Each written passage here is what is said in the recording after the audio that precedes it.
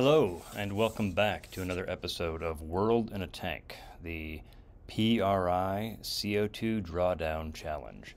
Today I'm going to talk about a 2-week-long experiment that began on June 7th of 2024 with the Cornell reunion weekend. And what we did was we started with alumni who were visiting for reunion. I gave a short talk and introduction to the whole project, and then our alumni designed 2 different tanks that had a combination of moss, algae, grasses, or catnip in them. And we put in CO2 sensors in both tanks and set up a control. The control sensor is called Sophia.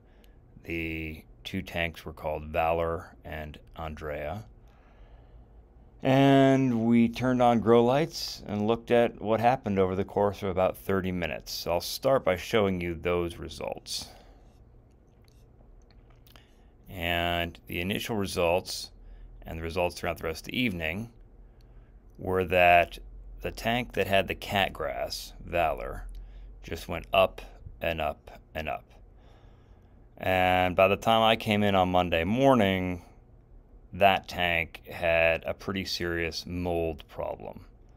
So we went ahead and took everything out, cleaned up the mold, put all the exact same plants and jars of algae back in each of the tanks to reproduce the 2 tanks that the alumni had designed. And we put a time-lapse camera in one of them, and then sealed it up, added a grow light to both tanks on a timer, and let it go for 2 weeks. So we'll look at the time lapse and the results. All right, so we'll start with day 1. And as it turns out, the insects that are in the pond were not actually dead. And you can see the cat grass on day 2 starting to grow. It's actually already growing on day 1. I had to trim it way back because of all the mold, but I was able to salvage some of it, and it does pretty nicely throughout the duration of this experiment. Over there on the right, you can see the aquatic plant did not survive very well, but in week 2 it starts to develop new leaves that are continuing to flourish.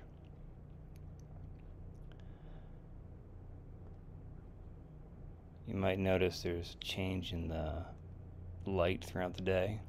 There's both direct sunlight as well as a grow light that we installed. And after this, after about a week, it starts to look pretty repetitive, so we're going to switch over to look at the data now. And again, here's Andrea. So initially, those CO2 levels go up, and then they drop down. This is on Tuesday morning when we installed a grow light and switched on the grow light. And the nighttime, when there's no grow light and no sunlight, CO2 levels go up, and they go up in both tanks. But in Valor, CO2 levels stay much lower. In fact, they're at the lower limit of detection. But what's really interesting, you get this nice diurnal cycle from the combination of the grow light and natural light, both of them. But I've never seen this before, and yet over time, Andrea, in spite of starting off with much higher CO2 levels, in spite of starting off with that cat grass, it catches up with the other tank. So that by the time we're at the end here, when we opened up everything, they're doing almost exactly the same thing. Now, just to recap, the tank that had the cat grass, Andrea, initially saw a big spike in CO2. And that was true both on the Friday of June 7th during Alumni Weekend and over the weekend.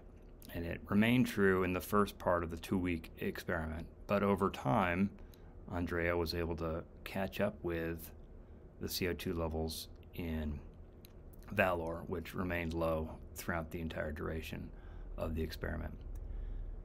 Thank you for watching. Thank you for listening. Thank you for participating in this. And stay tuned, because this is just the beginning of a much broader and more ambitious project with PRI. Thank you.